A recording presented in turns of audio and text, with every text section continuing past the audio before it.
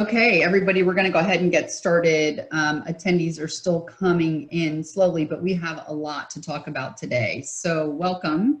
I am Kelly McDevitt, the president of the Integrated Benefits Institute. Thanks for spending an hour of your very busy days with us today. We're going to talk about something that's very, very near and dear to, I think, everyone's hearts, and that is caring for employee caregivers. For those of you who are not familiar with IBI, we are a nonprofit research and educational member organization. We have a clear focus on the relationship between health, productivity, and business goals. I'm not going to spend a lot of time on IBI today. We'll send you follow-up information afterwards because I really want to get to our very esteemed panel today of employers to talk about this issue.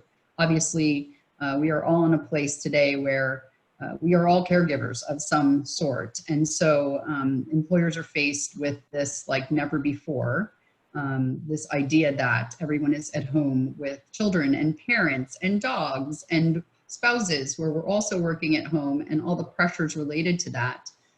While some employers were contemplating this challenge before COVID, I think now it's just exacerbated to the point where everyone needs some help, some relief, and 10 arms and another 10 hours in the day.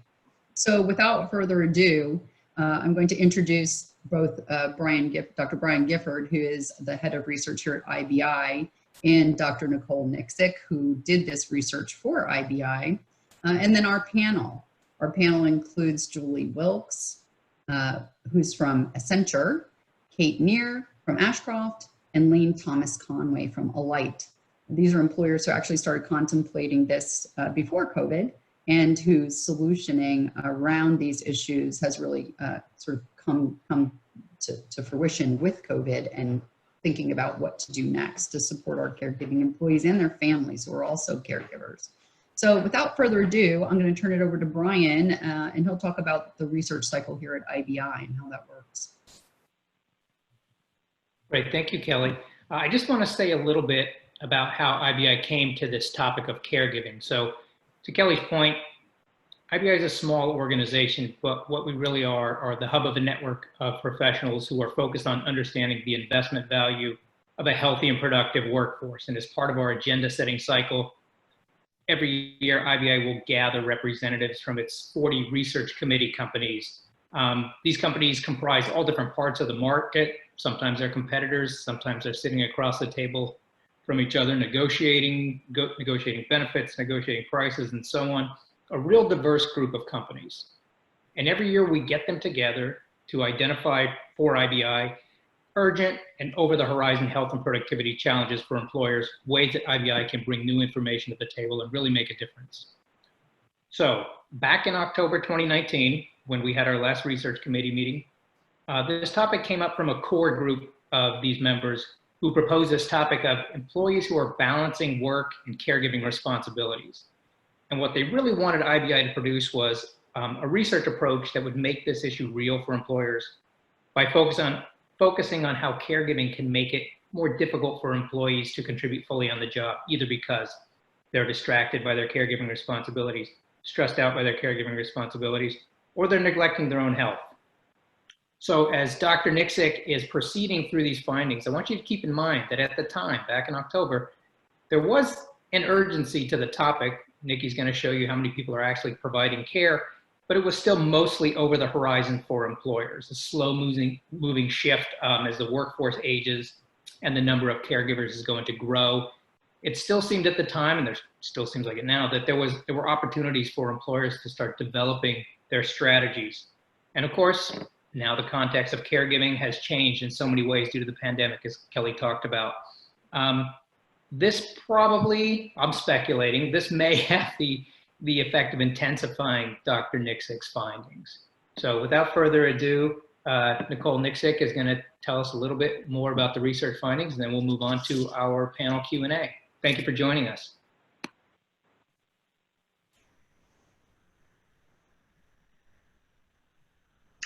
Oh no, my slides are not up anymore. Oh, here we go.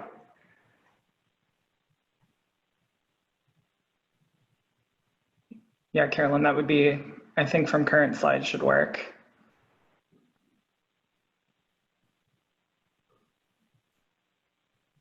Or we can do it the good old fashioned, not fully in presentation mode too, just to get through a time. So thank you, Brian and Kelly. I'm gonna go over some of the findings today, and I'll just keep talking while they keep going through the presentation mode on PowerPoint. But there's a link there for the report if you haven't had a chance to get through it yet. I'm gonna give you kind of the grand summary of findings with all the details in the report. So the report's kind of the book version, and I'm gonna give you the movie version today. So we really kind of wanted to look at 3 different main research questions. So what caregiving looks like in the workforce, how that impacts well-being and work, and then the policies that we have in place, how is that helping with the balance between work and caregiving? Perfect. So if you have to step out for the next 9 minutes, this is the one slide that kind of gives you everything and what I want you to take away from my 10 minutes with you. So nearly 1 in 5 employees have provided care to an elderly family member. And when it came to actual caregiving duties, employers that provided more hours of care really affected their well-being as far as strain and stress and health. And they also were taking more leave. And then looking at the actual kind of activities and duties of caregiving, everyday activities like bathing and feeding and dressing. And then these household activities were more like managing finances, housework, meal prep, arranging transportation. Those also affected strain and stress in different ways. But yet we're seeing that these household activities further impacted work. And then having these traditional workplace policies in place, they allow people to take time off when they need it, but they don't necessarily address these caregiving duties. So while time off and flexibility and different policies are helpful and they should be available and they're important, also employers need to consider expanding on these and on their benefits and really kind of targeting caregiving specific solutions that can address some of these household activities and help with this balance. Go to the next slide. Thank you. So, said caregiving is prevalent in the workforce. We're seeing that 18% of employees are providing care for elderly adults. And while everyone's workforce can look different within the population, we're seeing that it's most common among women, those that are 45 years and older, and of white and Black race. And so caregivers compared to non-caregiver employees are more likely to use leave and also need leave but not able to take it. And when we're looking at those reasons that really do affect well-being, we're seeing that caregivers are more likely to take leave to help with ill family members and provide care. And we're seeing that non-caregivers are more likely to take vacation than caregivers. So next slide, please. And so what does caregiving look like? When it comes to setting of care, caregivers are mostly providing care within the recipient's home, but 1/3 are providing care within their own home. And for hours of care, about half are providing care under 8 hours a week. But I really wanna point out that 25% of caregivers are providing 21 hours or more care a week. It's kind of like working 2 jobs. But really to highlight these activities at the bottom here, when we think of caregiving, we traditionally think of these everyday activities of bathing and feeding and dressing, but we're seeing that nearly half aren't really performing these.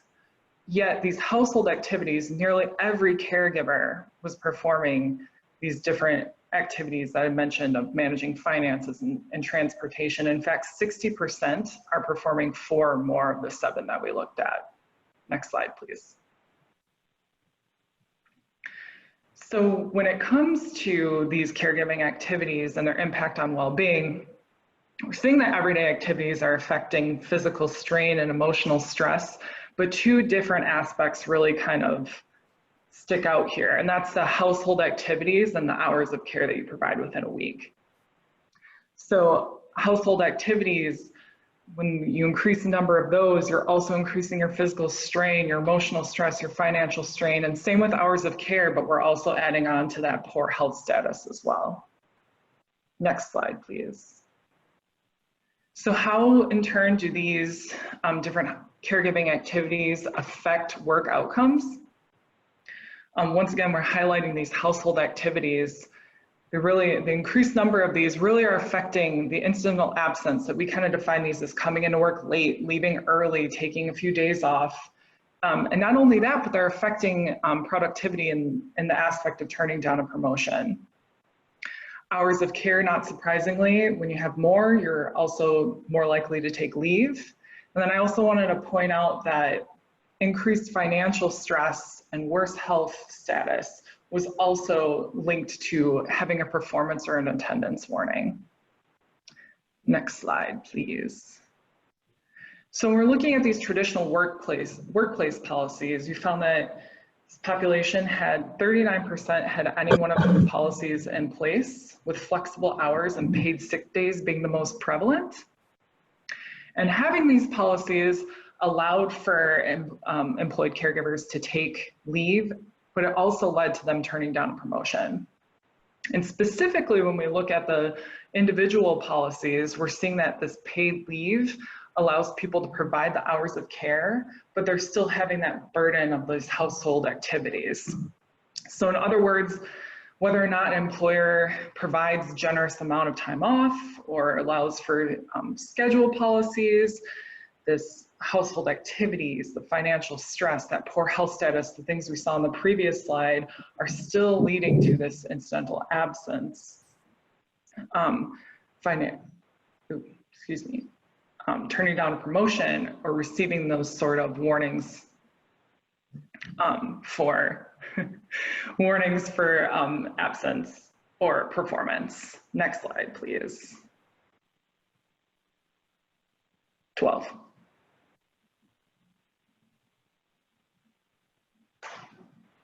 So the key takeaways from this, just kind of reiterating again, that policies help with having the time to perform these caregiving tasks, but they don't go away with getting these hours off. So once again, leave and flexibility are super important for having that time off, but we're seeing that we need to kind of expand these and go to caregiving specific benefits that really might help employees with this. And this figure that we have here shows all 7 of the different household activities that were highlighted in this study, giving medicine to arranging outside services to that I haven't mentioned. So in my last slide, go to the last slide that I have, the guidance for employers. There we go. Kind of brings to another shameless plug to read the report if you haven't already. It'll go into more details and numbers if you think they're fun on what I spoke about today. But also for this practical guidance for employers, we're able to get some feedback. But fortunately, we have a great panel today to really kind of talk about this. We did get feedback, to really ask our employers about their needs and how to meet them and communicate your benefits, but really kind of looking at these targeted assistance programs and what they can do.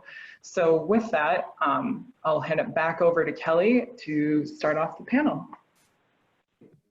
Thank you, Nikki, very much for the hard work and the good research that's been done and the observances that we've come up with. I think in order for us to always practically talk about these subjects, you all as employers and suppliers want to hear from the people who are putting this into practice. And so I don't want to take a whole lot of time with teeing up questions because I think that I already see some coming in before we even started the panelist discussion. But we're going to start today with Julie Wilkes, and she's going to tell us her story of how Accenture started looking at this challenge and what they did about it and found solutions around. So Julie, I'm going to turn it over to you to tell your story. Thank you so much, and thank you so much for allowing me to be a part of this and to complement the research that was done by IBI and with Nicole. She really brought up some great points that I hope to hit on as I share our story with you. So first of all, Accenture, if you're not familiar with Accenture, we are known as an IT consulting firm We are global, worldwide, 505,000 employees. In the US specifically, we've got about 50,000 employees. And one of the things we always like to say is that you can't necessarily stereotype our employees, because our average age is around 40, which means we have just as many people between 20 and 40 as about 40 and 60 and so forth. So we have the gamut of lifestyle needs. We have the gamut of different milestones in people's lives that we need to meet them where they are and what they need in that time, from just starting out after school to potentially, creating a partnership or a marriage, potentially having children, potentially then also taking care of their relatives, buying houses, changing their schedules, and then everything else that goes along with it. But the other thing that is unique within our demographic is that we have just as many people who are out on the road traveling, not right now due to COVID, but the lifestyle is typically that road warrior going out to our client sites on planes, trains, and automobiles. Then we also have people who are working from home, and that working from home has actually been something that we've been doing. I know in my career, I've been doing it for the last 22 years. So there's a subset of us who work from home, and then there's a subset of us who go into our local offices. And so with not only knowing that just the age, average age, as well as the different work styles that we need, we have to provide a holistic view of well-being options in order to meet our people where they are, how they are, when they are. I always like to say Accenture on our best day is when our employee is on their worst, because it's great to celebrate with our employees when great things are going on in their lives and to be there for them and to be this strong company that can cheer them on. But it's also perhaps even more significant when our employees are struggling, when something is not as they expected, as they don't know how they're going to move forward with something, and we can be there with some ease, with some solution, with something that just takes that stress. It might not take it from a 10 to a 1, but even if it takes it from a 10 to an 8, we have helped them in a way to make their load lighter. And as you mentioned, when employees are able to knock out the stress, knock out the distractions, knock out all of the things that are causing them to pull away. When they're at work, they can be fully focused and they can be present and bring their best whole self into what they do. They can enjoy their job better. They can do a better job at it and just create a more personal, wonderful atmosphere, which is what we strive for. When employees are focused on distractions, on not knowing how they're going to juggle all of these things, not knowing how to find the answers, not knowing when they're going to have the time to go do this research, that's when we tend to find that, our employees get, off and they're not bringing their best self into what they do. And so our strategy has been to partner with different vendors, different solutions that will meet our employees where they are, how they are, and help them.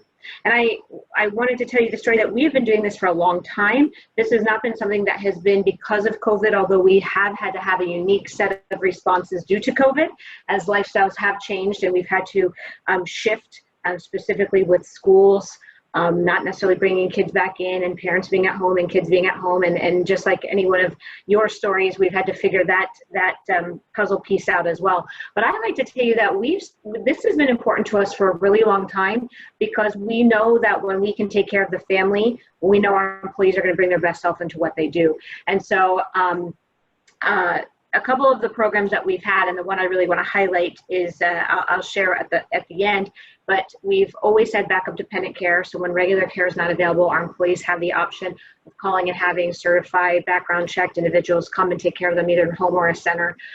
We've always had an EAP program where we can look up resources, find different local resources that may be able to help provide care or services.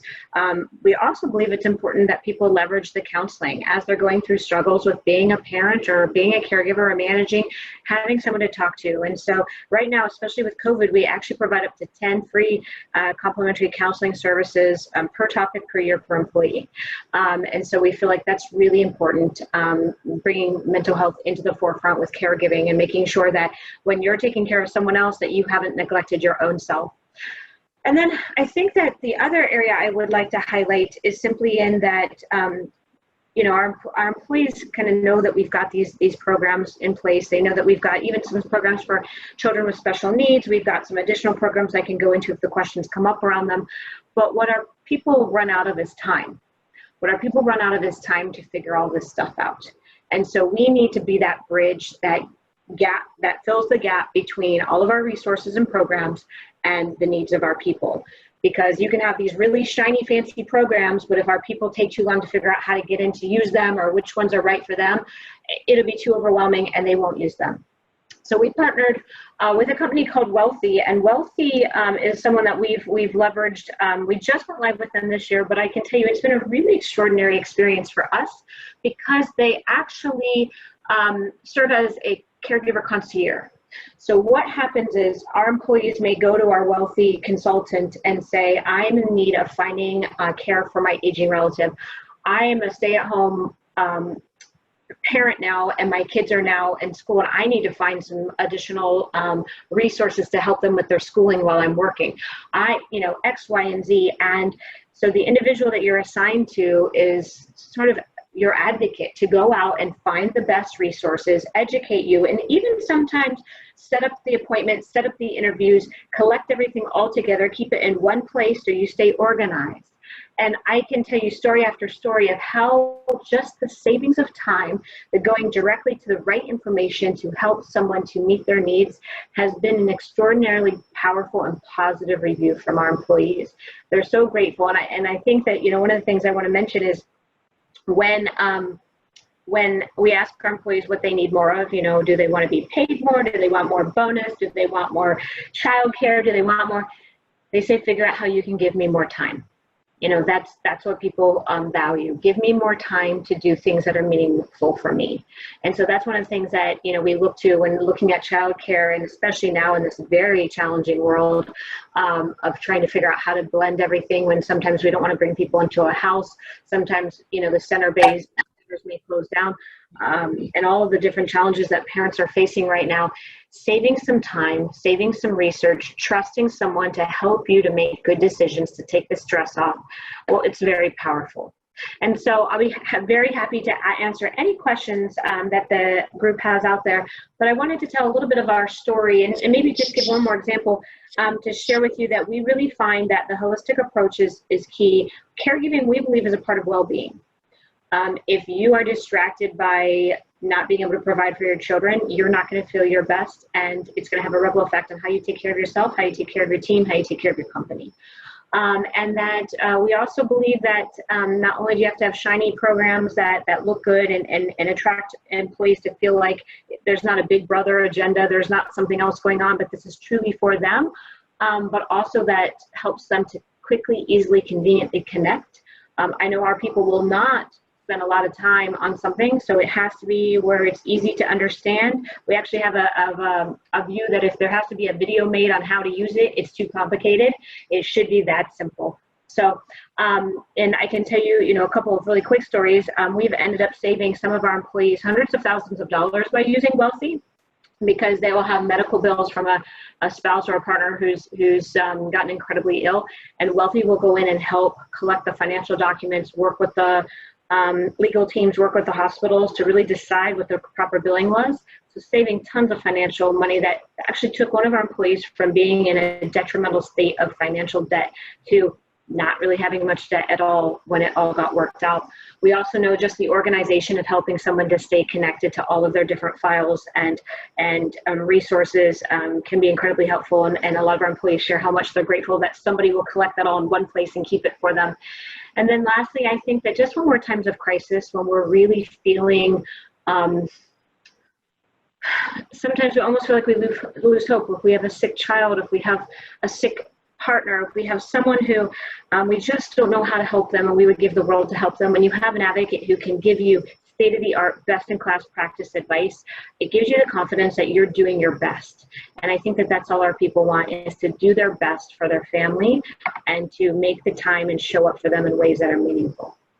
So there's a little bit of our story. I will be very open to answering some questions, but I definitely want to pass along to my colleagues as well. Yeah, thank you so much. I do want to ask you one question before we move on to Kate. Talk about why you think that a program like Wealthy is more effective and maybe more open for employees to use than a traditional EAP.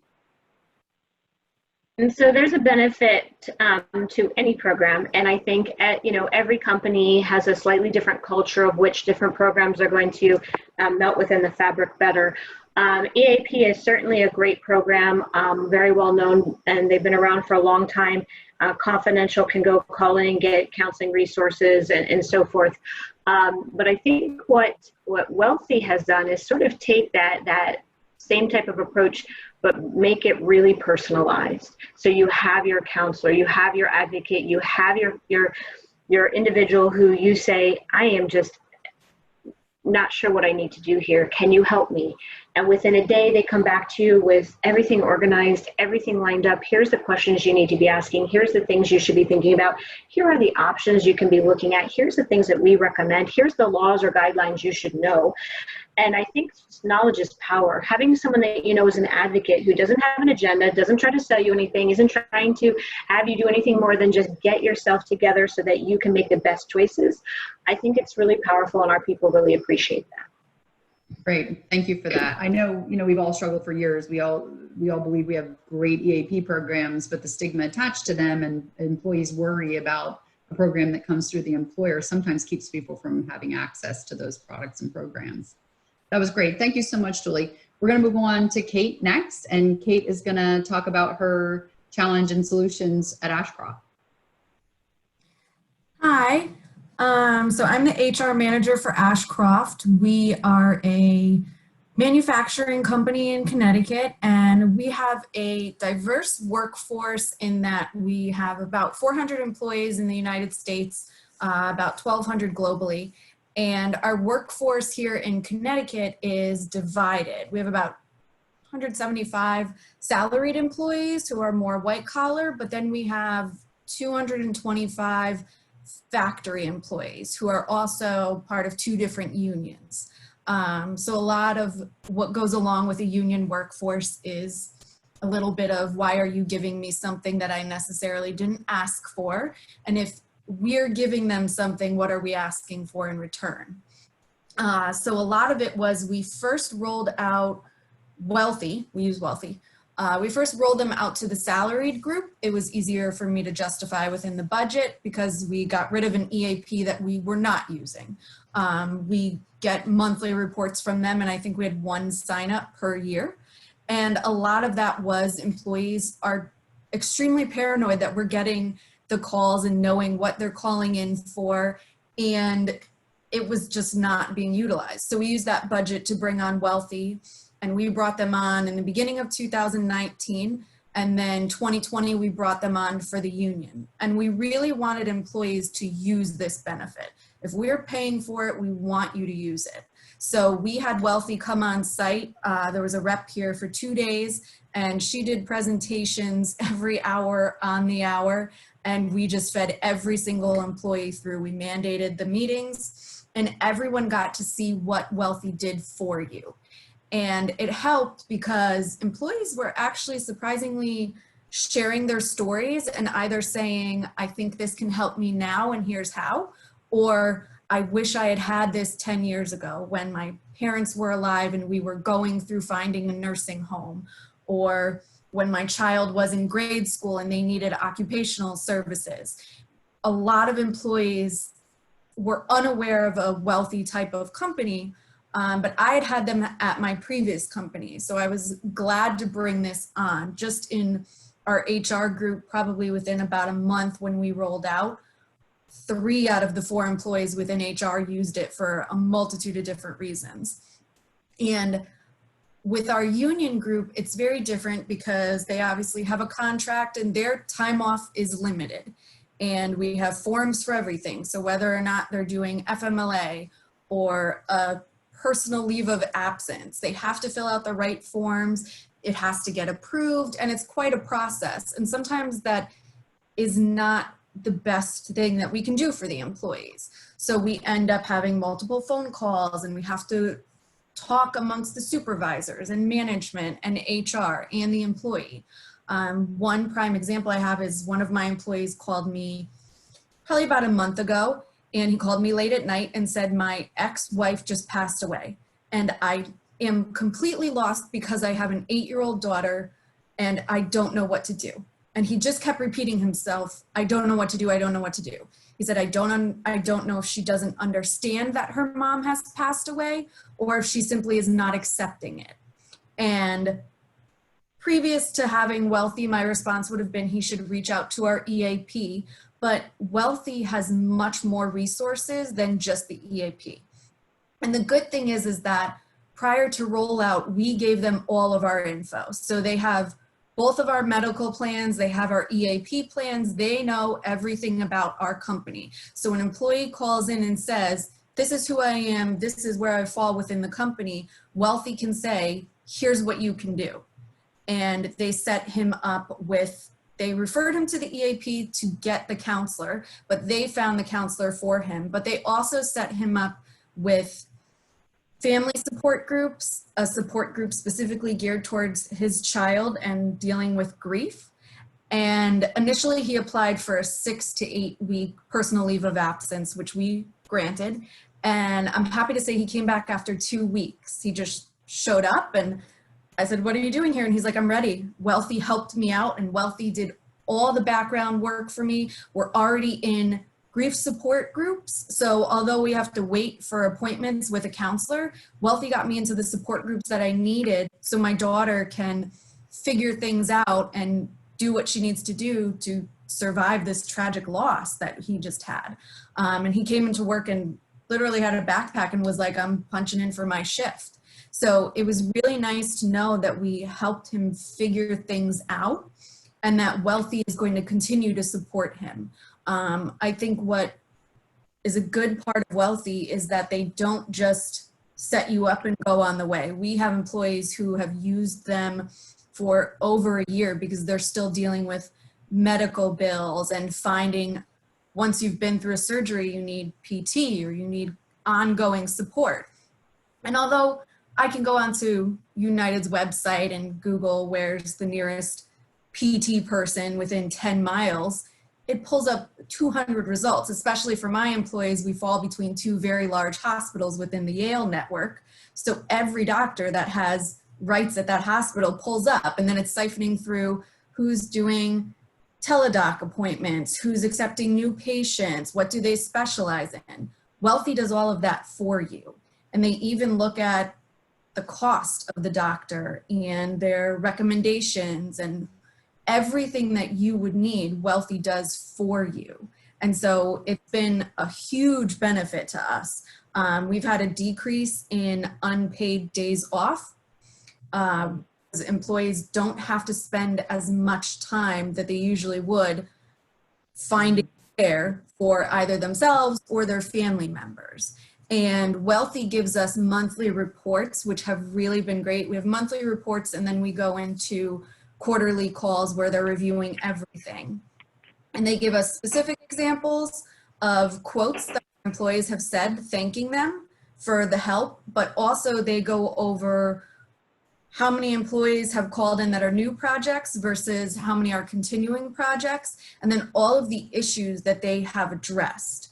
And it tends to be things you don't think of that our employees are battling, and you never know what somebody's going through. And then we get this report from Wealthy and we think, wow, I'm glad the employees are able to come to work on a daily basis knowing what they're going through at home. And I'll probably end with, this was really important for us to bring on now because Connecticut is starting paid FMLA in next year. We go into paying for it, and then 2022 we go into actually being able to use it. And the way it's going to work is my union employees could take 16 weeks off of paid FMLA and then another 6 weeks of their vacation. We could have somebody out for 6 months and still being paid. I know that they don't want to be off if they have appointments. Sometimes they take a full day when really they could have just taken a few hours. So by Wealthy helping them out to manage the process, we're going to cut down on absences, and the employees will be here to do the work that we need, and they'll be less distracted, because in a manufacturing environment, you can't be on your cell phone.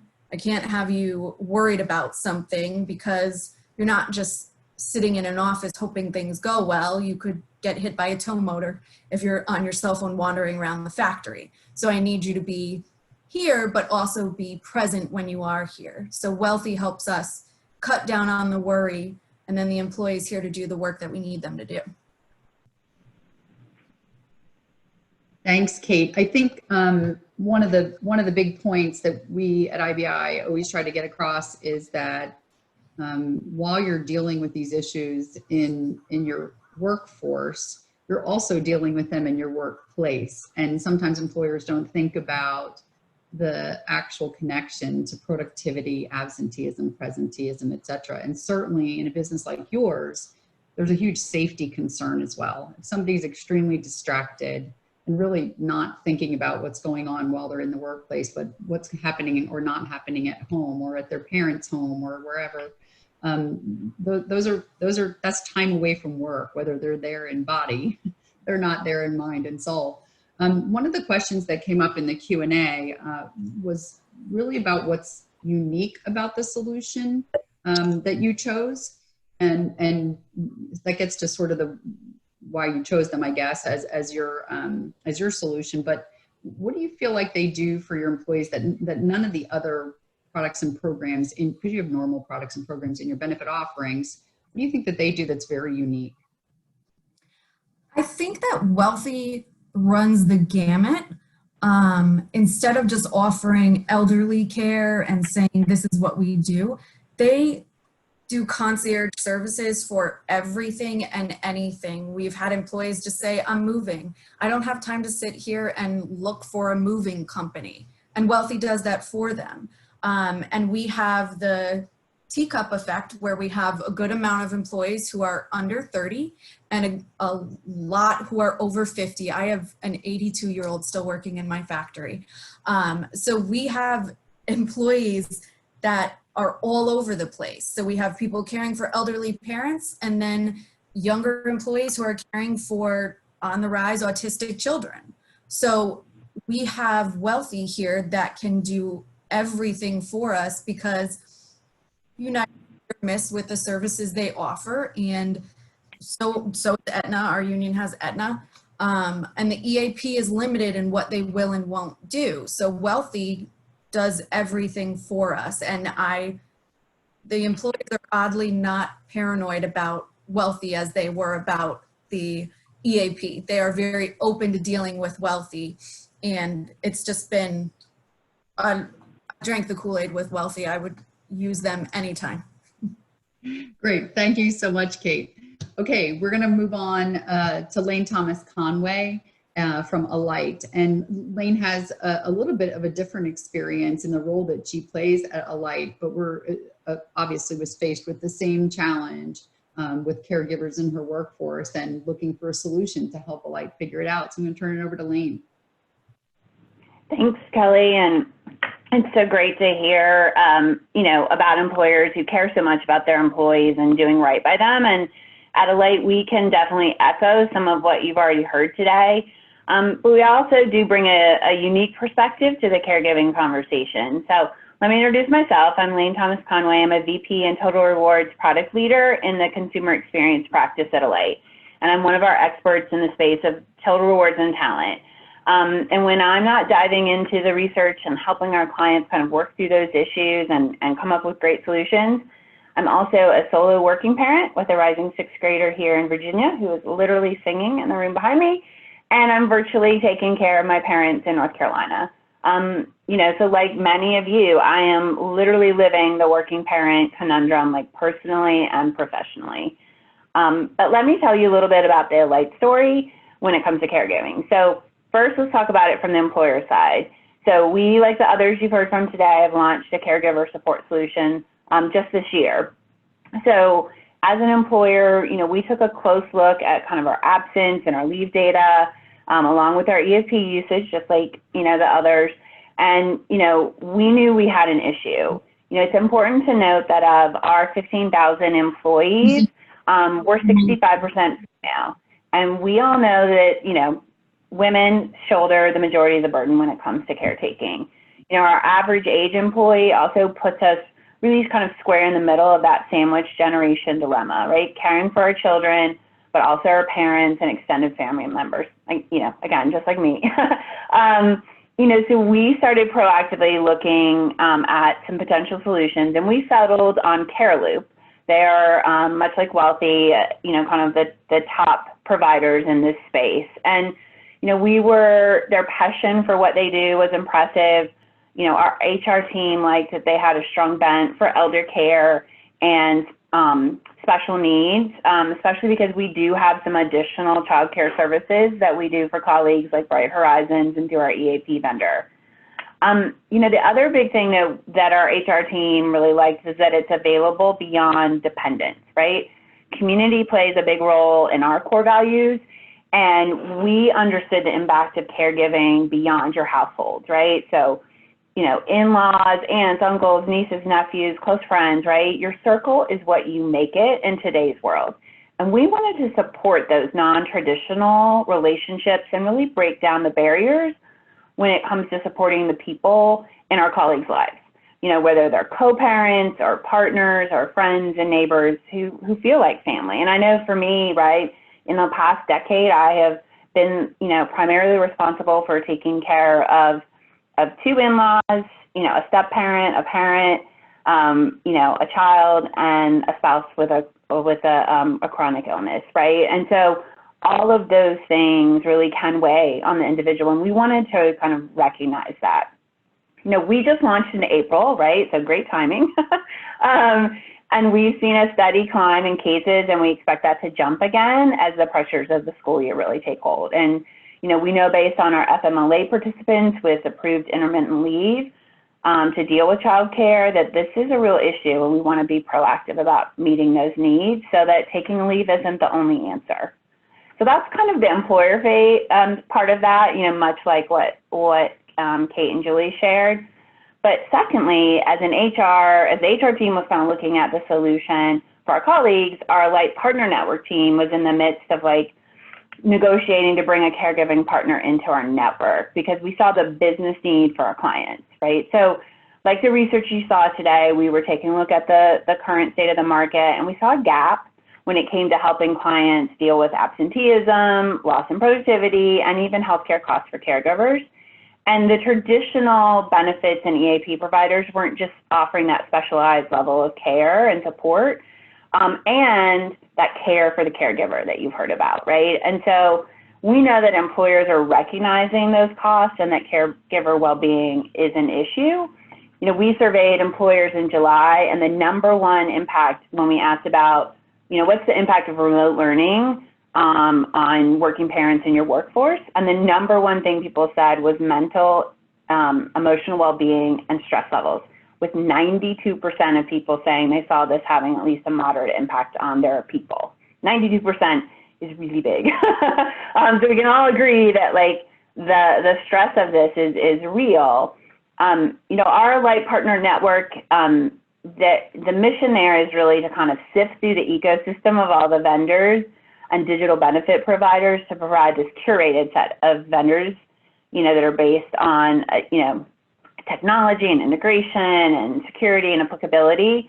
And that allows clients to hopefully more easily implement and integrate those services and provide kind of a competitive array of offerings to help their people navigate and as we like to say, thrive in all stages of work and life. And so we're always looking across kind of health and wealth and career to see, where there are trends, where there are gaps. And we quickly kind of ascertained, that caregiving was that one, just as y'all were talking about from an IBI perspective when you were looking at your research calendar last year. And so we looked across a number of providers, with the two mentioned here today being kind of, the equally strong options. And again, we did go with CareLoop as our partner network partner.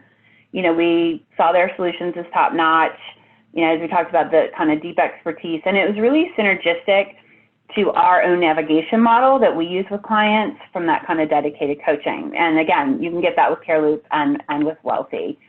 We launched them in the network earlier this summer, and we've have more than a dozen kind of things in the pipeline. But, we could have never guessed when we were kind of doing these negotiations and finalizing stuff that how quickly things were evolving.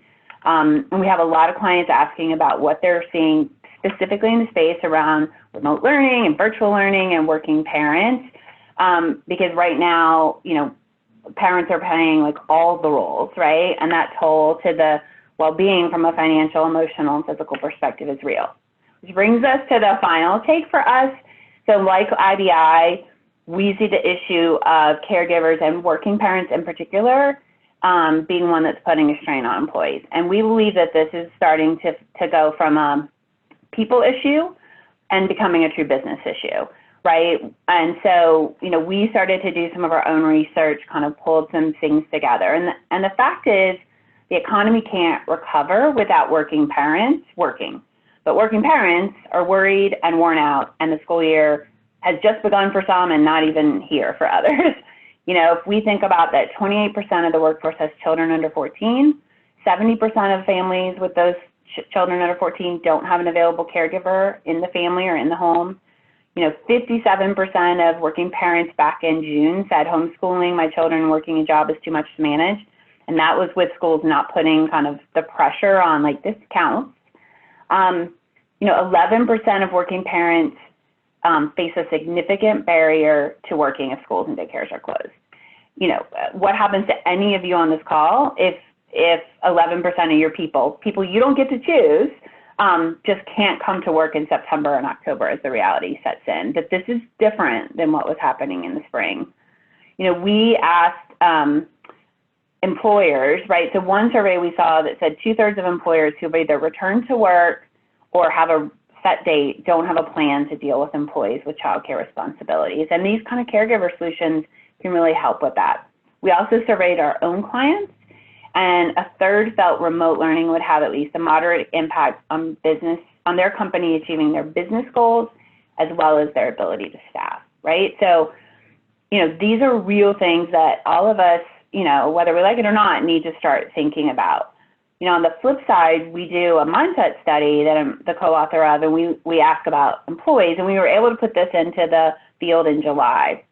And it shows that 1/4 of working parents believe that childcare or care for the family being available was a main concern when it comes to returning to work. And, you know, if you take all of those things and then think about productivity, right, the figures range, but if in a typical year, $13 billion is lost in productivity and potential earnings and revenue, what is it going to be like in the fall? You know, and to add to that, we know that women are hit harder by this. You know, women's work hours fell 5 times more than men in the spring, looking between February and April. We know that of the people who have left the workforce because of the pandemic and the child care issues related to that, 70% are women. If we look at single parents, some of our data shows that dilemma is obviously a bigger burden. You know, with less than half of single working parents saying they're able to effectively kind of manage their work-life commitment, and half of them still saying it's gotten even more difficult since the pandemic, which I actually think is a little low, speaking as a single parent.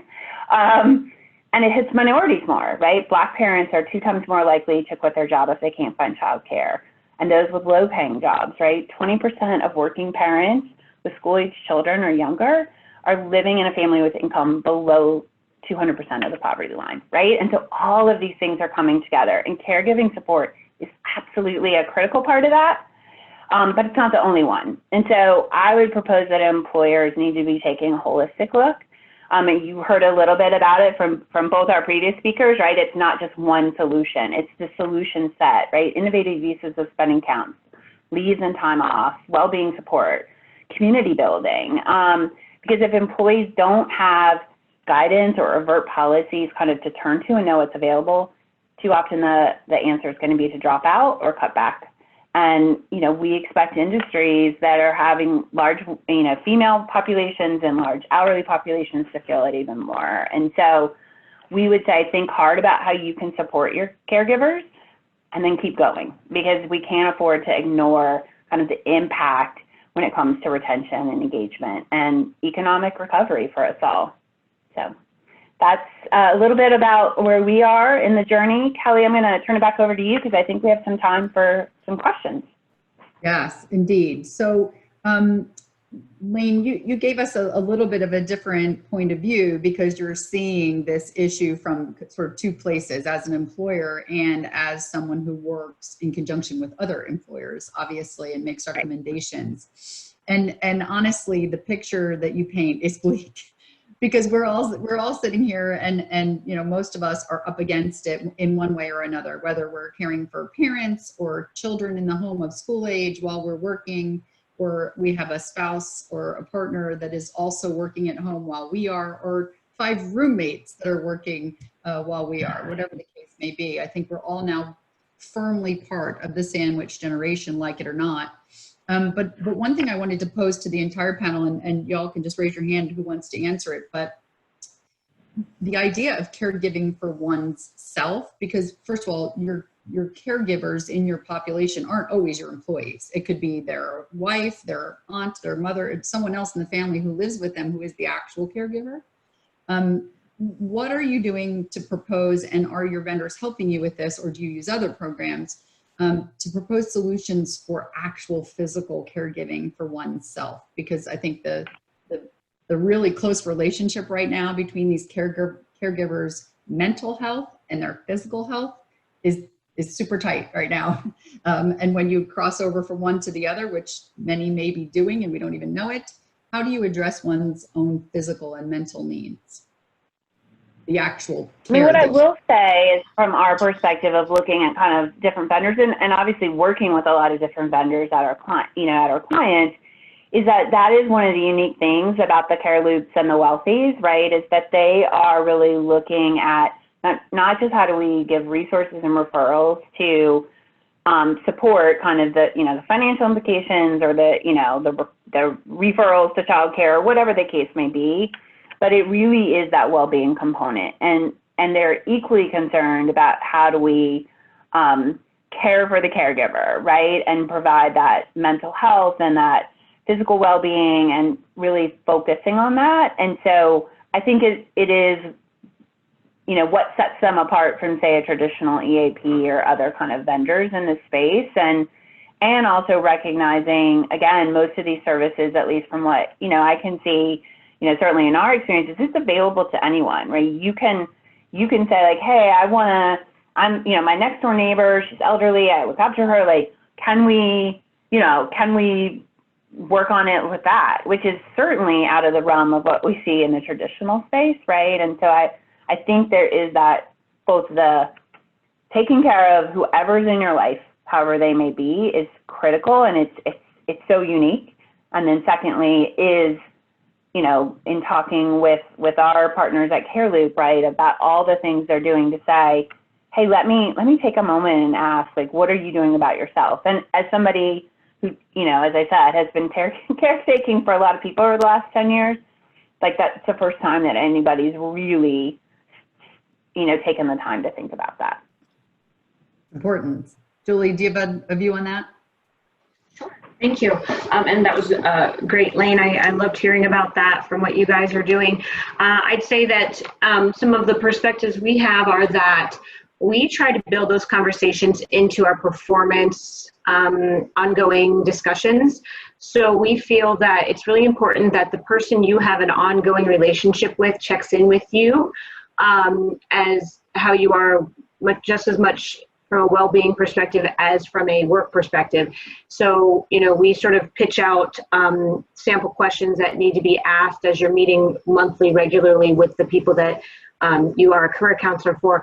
And so one of the things we really encourage is if somebody is giving their time, is a caregiver, that our career counselors are armed with all of the resources to help them to seek additional care, knowing of all of our programs, because oftentimes, you know, as an HR professional, we know all of our programs, and sometimes we forget that it's not top of mind to all of our employees. And so making sure that the people who could have those conversations do. We also have something that we've created called Mental Health Allies, where they are aware of just, they're trained to be able to say the right things to help people to not feel there's a stigma attached to seeking support and self-care. And so sometimes that will come up, or they may be someone that maybe my partner is the caregiver, and my colleague who's a mental health ally notices that I'm struggling and kind of mentioning my partner is working so hard, and the mental health ally would be likely to give me some suggestions on how I can help my partner. And so that's, we're trying to arm our employees with materials to be advocates, to get people into the right space. And the last thing I'd probably just mention is that with caregiving, we do open up our counseling services, and we've just actually, we're about to launch another virtual counseling platform for our people, just to find more ways to reach people in ways that they want to be reached. And we open those up for our family members too. So when the caregiver is the partner, is someone else, that the family is able to take advantage of those services. Great. That's a great answer. And I think now more than ever, products and programs are becoming more available to the entire family, whomever that family is made up of. Speaking of, it takes a village. We did just have a question that I thought was a really good one. Have you heard of, or are any of you considering establishing ERGs? They refer them to, I hear people talking about pods, but employee resource groups for caregivers. Kate, do you have any information, or have you all talked about that? Done them a few times. It's more like during lunchtime, the employees can group together based on needs. We just find that, again, that paranoia tends to set in that they don't want everyone to know what's going on. So we like to have a third party available, even especially, I like to hear what people have to say, but as soon as HR steps in, they're terrified and think something's happening. So we tend to stay away from those. I think a third party is better because they aren't worried about, is this somehow going to affect my employment? Right, sure. To be the worry they have. Yep. Lane or Julie, have you looked at resource groups, employee resource groups within the population? We have. So we have a disability ERG, and our mental health ERG came out of our disability ERG. It used to be part of it, and it became its own standing. And within that mental health ERG, there are subsets of topics, and these groups get together, present, gather, have internal social media ways that they share content. And so a very popular topic is caregiving. So yes, although I'd say it's not the formalized, it's kind of fit in under our mental health ERG, and it's a very popular one. It's surprising. And I think what Kate spoke about a few years ago, that was true. People were afraid to make comments about things. I think the mental health focus, that where the doors have started to open and there's more casual conversation in places like our ERGs about it, we are now starting to open the door to allow people to feel more comfortable sharing other things. So we're starting to see that. That makes sense. And I think it was Julie, during your talk, someone asked a question about the training for the mental health allies. Who trains the mental health allies? Yeah, so there's a lot of, so you can actually go to a company, find companies that offer this training. We actually partnered with our EAP provider to develop our content ourselves, so that we own the content with our EAP provider, and so that we can deliver it and train the trainers. So that was sort of the relationship. We have a great relationship with our EAP provider, and that was the decision we made. But as I mentioned, there are plenty of other places that if you don't have the time or resource to create your own or partner with the AP, there are companies that are already doing this, and you can enlist them to come in and train some of your employees to then bring it to your company. Fantastic, thank you. Well, we only have 1 minute left. I want to thank my esteemed panelists for spending the time today, and all of you who took an hour out of your day to talk about this subject. I think this is a subject that we're going to continue to talk about and offer more information through IBI and our partner companies and our member companies. This challenge is only growing, not shrinking right now. So I think the saying, it takes a village, is becoming part of our daily life, and helping you find that village is part of what we want to do for you. So everyone who participated today will get a copy of the slides. The research report, I had a few questions on that. That report is actually embargoed for member companies for a period of time, but then will be made public. You can see it on LinkedIn when we do publish it publicly.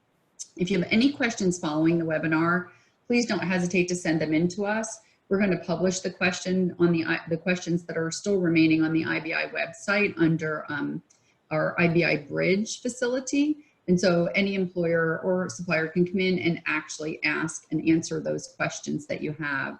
So without further ado, I'll let you all get back to your day. Thank you and be well.